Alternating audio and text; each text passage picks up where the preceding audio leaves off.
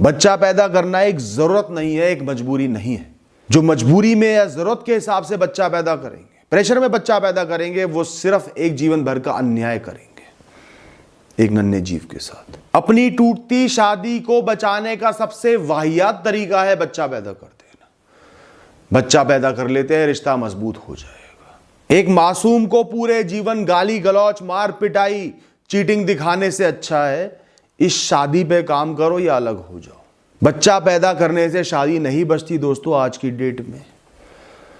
सिर्फ वो बच्चा दुख भोगता है कि दो लोगों से प्यार करता है, वो दोनों अलग हो गए, या उन दोनों में ही मार पिटाई देखकर ट्रॉमा में चले जाता है। क्या हो रहा है, वो मुझसे प्यार करता है, वो मुझसे प्यार करता है, मैं दोनों से प्यार करता हूं, आपस में क्या हो रहा है। उसके पूरे जीवन पर इंपैक्ट आता है। पड़ोसी को देखना है बच्चा, घर वालों को देखना है बच्चा, माता पिता को देखना है बच्चा।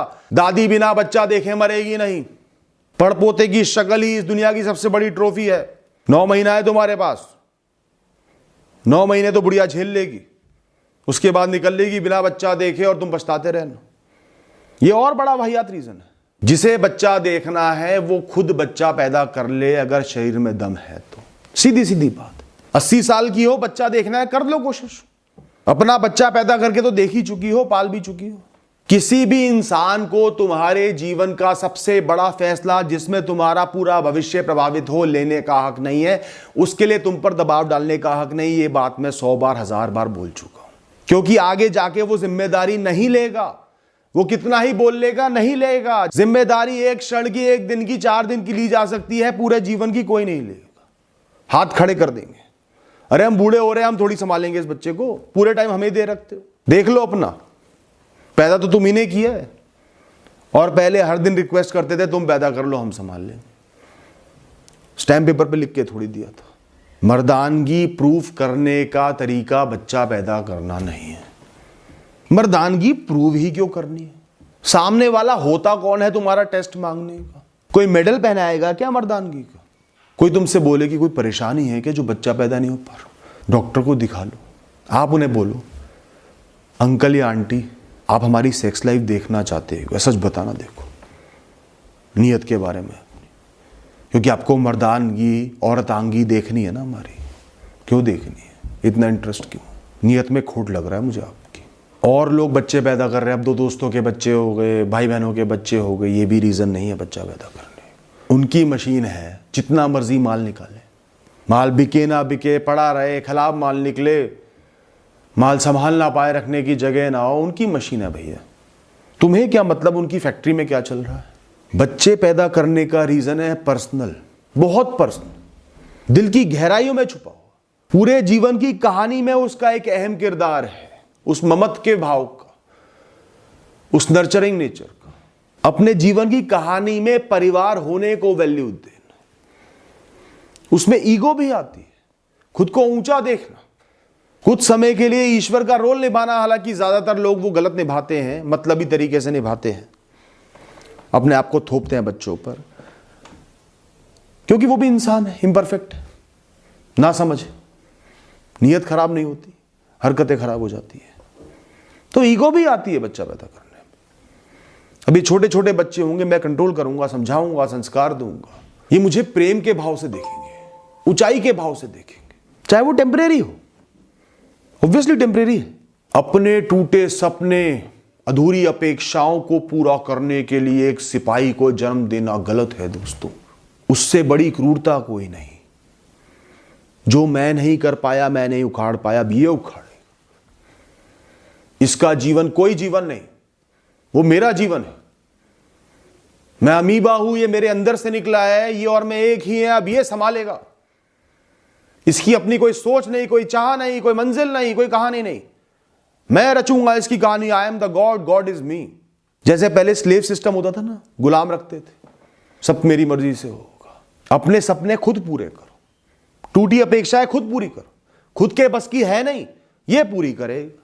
वो अलग इंसान है, उसकी अलग सोच होगी, अलग चाह होगी, अपने हिसाब से जिएगा।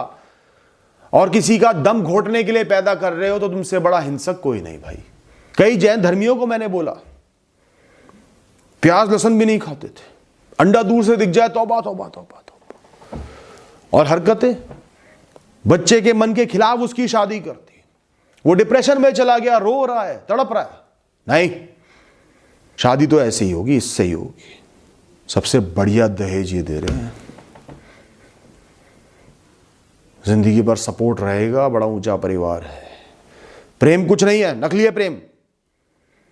नॉन जैन से शादी करेगा, तेरा बहिष्कार कर दिया जाएगा, समाज से निकाल देंगे।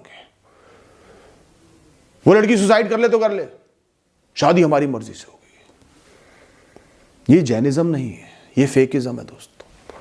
आपने जैन धर्म को समझा ही नहीं, जो एक वे ऑफ लाइफ है, जो करुणा का भाव सिखाता है, प्रेम का भाव सिखाता है, किसी को मन वचन काया से दुखी ना करना सिखाता है।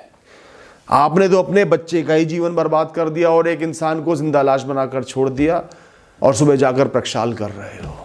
आई एम सॉरी, मैं इस चीज पे कभी भी अग्री नहीं कर सकता। और मुझे कोई ऐसा जैन शास्त्र दिखा दो जिसमें मानसिक हिंसा करना लिखा है। जैनियों को तो ये तक बोला गया है कि केक पे अगर कोई आकृति बनी हो तो मत काटो, मन से हिंसा हो रही है। और तुम एक इंसान को बर्बाद करके कह रहे हो यही हमारी लेगेसी, हमारा उसूल है, वे ऑफ लाइफ है। टेरिबल। एक बात मानकर चलना, आज की डेट में बुढ़ापे का सहारा कोई नहीं बनने वाला।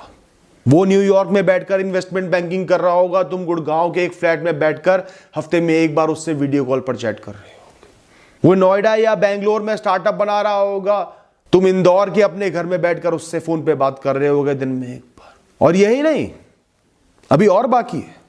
जब उसको जरूरत पड़ेगी, कोई फंड शॉर्ट होंगे, देखभाल की आवश्यकता होगी, वो तुम्हारी तरफ देखेगा। तुम्हें तब भी उसको संभालना होगा। और तुम फेल हो गए एक भी बार तो वो वीडियो कॉल भी बंद। किस काम के हैं ये बुढ़े? और तुम पैदा कर रहे हो, 9 महीने पेट में ले रहे हो, ये मेरी सेवा करेगा। इससे अच्छा तो फिर उस पैसे की एफडी करा दो, इन्वेस्टमेंट करते रहो, एसआईपी कर लो, अच्छे स्टॉक्स में डाल दो, प्लॉट ले लो। बुढ़ापे में वो पैसा होगा, 1-2 हेल्प करने वाले रखोगे, नौकर शब्द का मैं प्रयोग कम करता हूं। अच्छा पैसा दोगे, वही तुम्हारी बच्चों से ज्यादा सेवा कर देंगे।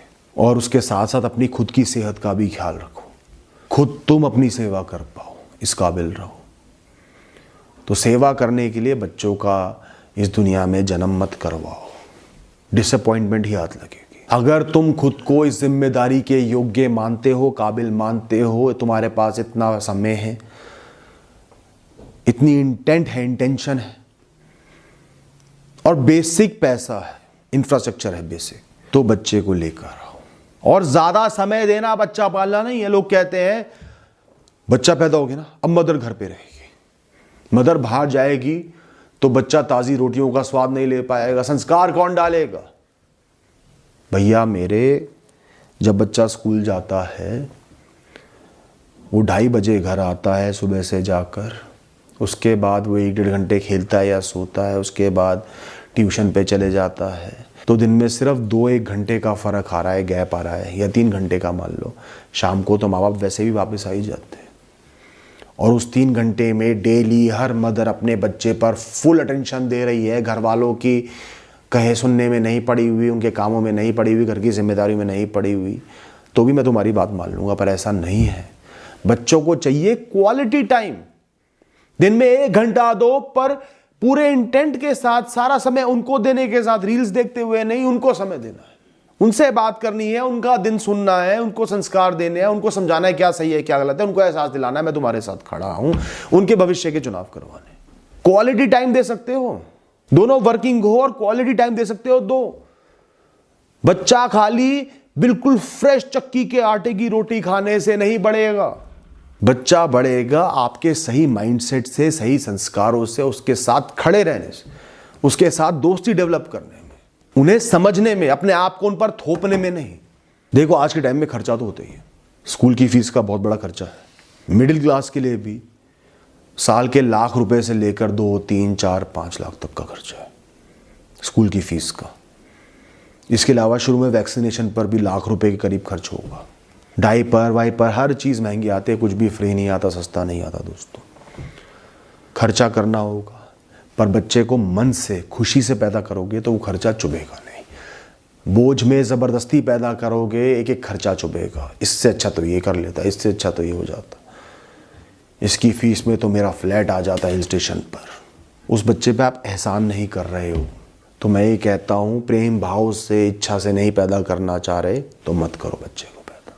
इस विषय पर बात कर रहा हूँ तो एक बात याद आ गई, बहुत दुख हुआ, बहुत गुस्सा आया। एक सड़क छाप रील देखी थी मैंने। उस रील में एक इंसान एक्टिंग करने की, कूल बनने की कोशिश कर रहा था।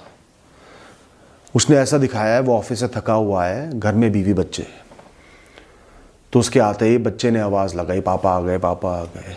उसने खींच के चाटा मारा बच्चे को। मतलब एक मासूम बच्चे ने प्रेम से, उसकी आंखों में रोशनी थी, पापा को देखकर मेरे बड़े हैं, मेरे पिता हैं, पापा को आवाज़ लगाई, पापा आ गए। उसने खींच के थप्पड़ मारा, उसे साइड धकेल दिया, चल हट गए के, कूल बनने के लिए, मर्द बनने के लिए।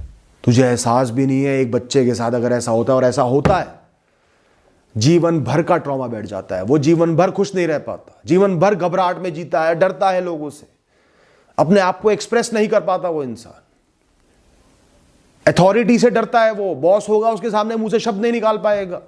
उसके पूरे जीवन की कहानी बर्बाद हो जाती है उस घटिया सड़क छाप बाप की वजह से, जिनको तुम प्रमोट कर रहा है ना, चंद मस्खरे लोगों की तालियों के लिए। माँ बाप बनना बहुत बड़ी जिम्मेदारी है दोस्तों। तुम्हारी एक छोटी गलती एक इंसान के 70-80 साल के जीवन पे बहुत गहरा प्रभाव डाल सकती है। देखो, लाइफ कभी परफेक्ट नहीं होगी। मैं नहीं कहता कि इतना अमाउंट आप कमा रहे हो, एक्स कमा रहे हो तभी बच्चा पैदा करो, एक्स लग्जरीज आपके पास है तभी बच्चा पैदा करो, एक पार्टनर घर में है पूरे टाइम तभी बच्चा पैदा करना, ऐसा नहीं है। लाइफ कभी परफेक्ट नहीं होगी। बच्चों को कभी भी परफेक्ट एनवायरनमेंट नहीं मिलेगा, वरना वो नकारा बन जाएंगे, डिपेंडेंट बन जाएंगे, पिंजरे के शेर बन जाएंगे। इम्परफेक्शन मिलती है, कमियां मिलती हैं, चाहे वो पैसे के रिलेटेड हो, टाइम के रिलेटेड हो, फेलियर्स के रिलेटेड हो, तभी वो बड़े बनते हैं। तो ऐसा मत करो, बच्चा पैदा करना चाहता हूं पर जब पैसा होगा, बिल्कुल सही अमाउंट होगा तब पैदा करो। तब पैसा हो जाएगा पर सेहत नहीं रहेगी। बुढ़ापे में बच्चा बड़ा करना और मुश्किल हो जाएगा। जब मेरा अपना EMI पे घर होगा 3 BHK तब बच्चा पैदा करूंगा। EMI भी तो होगी, आधी सैलरी तेरी EMI में चली जाएगी, बच्चा कैसे पालेगा? सिर्फ फंसा रहेगा। तो बस बेसिक इंफ्रास्ट्रक्चर होना चाहिए, बच्चे की स्कूल फीस, बेसिक खर्चा वो पूरा हो रहा है, संस्कार डाल सकते हो, मोटिवेट कर सकते हो, ठीक है, गुड टू गो।